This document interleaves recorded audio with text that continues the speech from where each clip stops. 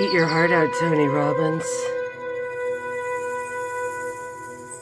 Ever heard of cat on a hot tin roof?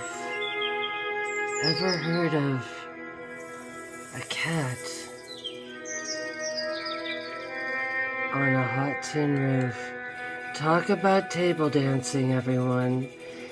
This is our infamous Tabitha Poppins.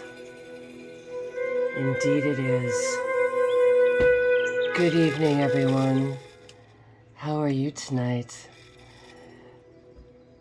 I've missed you. Right into the flames, right into the fire. I was sort of getting this ready for a video. It was going in a different direction. And then Olivia came home last night with this. I'm not really a believer in doxing. I don't know what doxing is. Is that an address thing? Maybe it's not a name thing.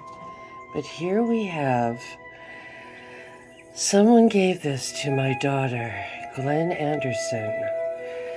He's offering up himself on a variety of progressive issues. And here there's all kind of ways to get through to him. So he is out fishing. It's interesting. I've been watching cult videos lately, people who have escaped cults, and they always talk about that fishing aspect. There's a face to go with the card. In internet terms, it's called neck beard. But we're not here because of that.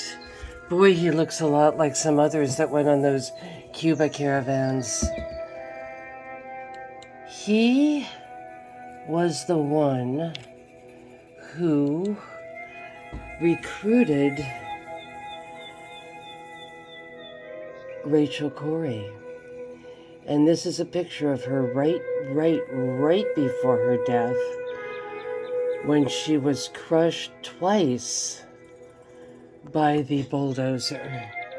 And here's a picture of her after being crushed. And yes, she died. She died. She died and was a martyr for the cause.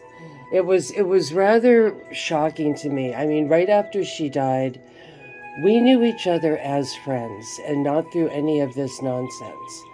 And I've got other videos where I talk about that. She happened to work with a friend of mine, and we happened to live close to a parade paper mache thing she was working on, and so she would come over all the time, and she really loved the cats. So when I knew she was going to Palestine, I knew it was going to be trouble, and because I knew she had really bad physical problems.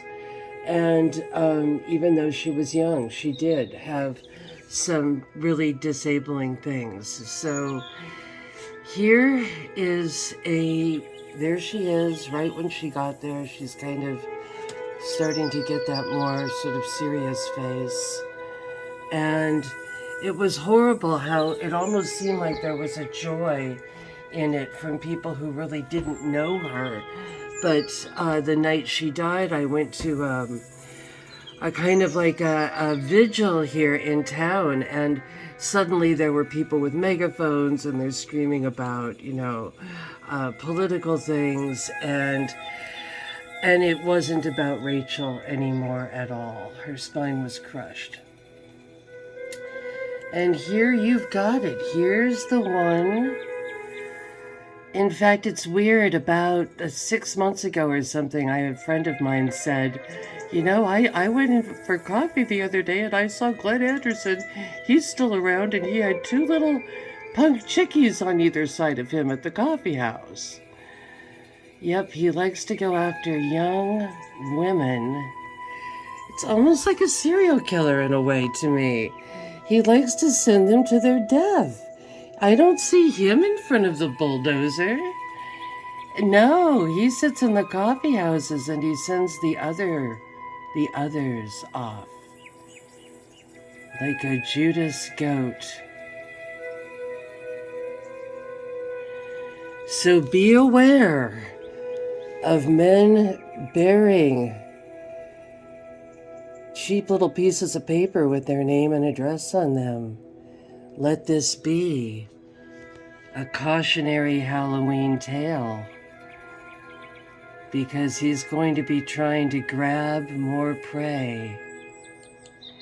You know, who got this one? Here's another one. Who got him? Who got my friend Ben, whose name wasn't really Ben? And he did tell me at the time, because I was really trying to find out his name, and he said, no, I went to a place called Big Ben. And he said his last name was Caladriel, and he made that up too. But somewhere, somehow, someone got to this person. Someone got to all of these. You know, so I'm interested, who is the recruiter of these poor souls? Keep your loved ones close. And remember, don't take paper candy from strange neckbeards.